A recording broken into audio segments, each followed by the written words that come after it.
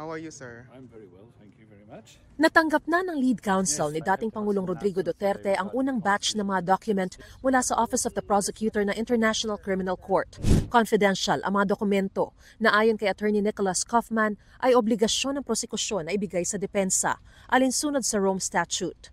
Ayon kay Attorney Gilbert Andres, isang ICC-accredited lawyer na tumutulong sa mga biktima ng extrajudicial killings. Itong disclosure ng evidence na to, pwede nating sabihin na ito yung mga ebidensya na nakalakip din dun sa application for an arrest warrant na final po ng Office of the Prosecutor. Kaya dun po yun natin malalaman kung i-relate po natin sa application. Pero as to yung mga specifics po, hindi po natin yan alam for now. 6 na buwan matapos ang una niyang pagharap sa ICC para sa kinakaharap na murder as a crime against humanity dahil sa drug war ng kanyang administrasyon, nakatakda sa Setyembre ang confirmation of charges laban kay dating Pangulong Duterte. Ayon sa tagapagsalita ng ICC na si Dr. Fadiel Abdallah, na eksklusibo kong nakapanayam, doon ibabase ng mga hukom ng Pre-Trial Chamber 1 kung ibabasura ang kaso o idediretso sa paglilitis. Dapat piliin ng prosekusyon ang pinakamatitibay nilang ebidensya para panindigan ang kaso laban kay Duterte na sistematiko umanong pag-atake sa kanyang war on drugs na ikinamatay ng mga biktima. Pwedeng magharap at mag-cross-examine ng testigo ang magkabilang panig, kaya posibleng makaharap ni Duterte ang witnesses. Not all witnesses are victims. Actually, most of the witnesses are not victims. And not all the victims are witnesses. Actually, a very limited number of victims would be called to be a witness. And normally, most of the victims will be represented by a lawyer. In very few instances, the judges allowed one or two of the victims to come in person and tell their stories. But they are not there to accuse someone. They are there to present their point of view, their observations, and their stories to the judges. The accusation is done by the prosecutor, and the witnesses are called by the parties, either the prosecution or the defense. Sa September 23, nakatakda ang confirmation of charges hearing ni dating Pangulong Rodrigo Duterte dito sa ICC para sa kasong Crimes Against Humanity. At maaaring magtagal ito ng hanggang 3 araw. Pero may panibagong hanggang 60 araw ang hihintayin bago makapaglabas ang korte ng kanilang desisyon kung tutuloy ba sa trial stage o hindi ang kanyang kaso. Up to 60 days. It can be shorter, but the judges have to issue their decisions in a maximum of 60 days after the closure of this process of confirmation of charges hearing, and eventually after the written observation if there are requests for written observations.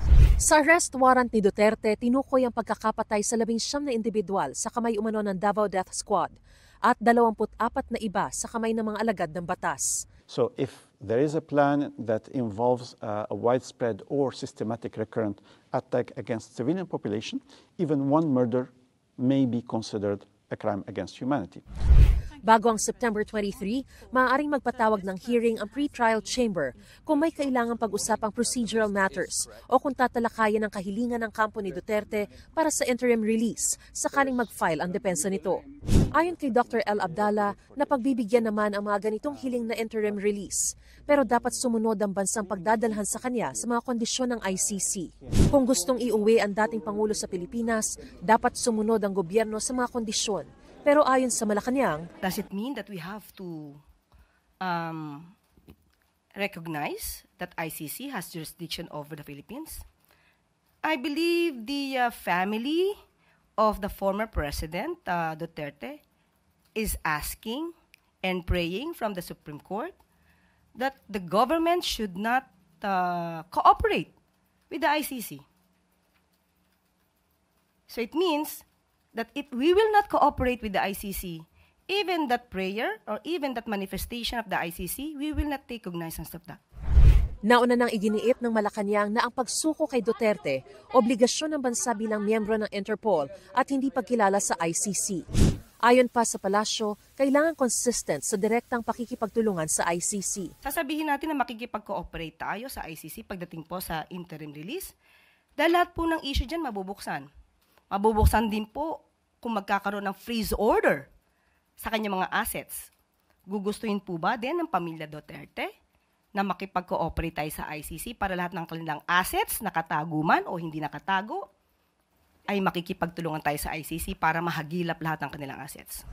Sinusubukan pa naming makakuha ng reaksyon mula sa mga Duterte sa mga sinabi ng palasyo. Sabi naman ng dating Chief Presidential Legal Counsel ni Duterte na si Attorney Salvador Panelo, Siyempre, mas gusto natin nandito siya.